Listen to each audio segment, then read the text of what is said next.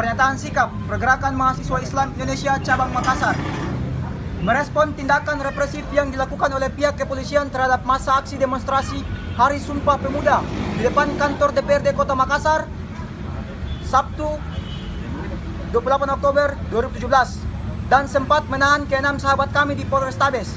4 diantaranya babak belur dan sampai saat ini masih mendapatkan perawatan tradisional secara intensif, yaitu 1.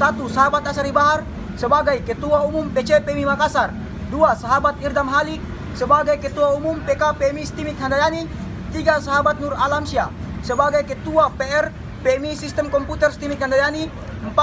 Sahabat Arlan sebagai Humas Aksi. 2 sahabat yang diminta mediasi namun ikut diangkut juga ke Polrestabes, 1. Sahabat Muhammad Kadri El Nasuru sebagai Jenderal Lapangan, 2 sahabat Suhardi sebagai Masa Aksi.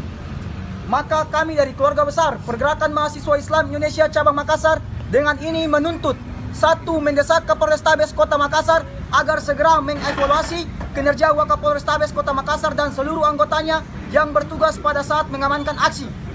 2. Mendesak Kapolrestabes untuk segera meminta maaf secara resmi dalam kurung kelembagaan dan terbuka diliputi semua media kepada PMI Cabang Makassar karena pemukulan terhadap sahabat Asari Bahar selaku Ketua Umum PCPMI Kota Makassar adalah tindakan mencoreng marwah dan nama baik organisasi Pergerakan Mahasiswa Islam Indonesia.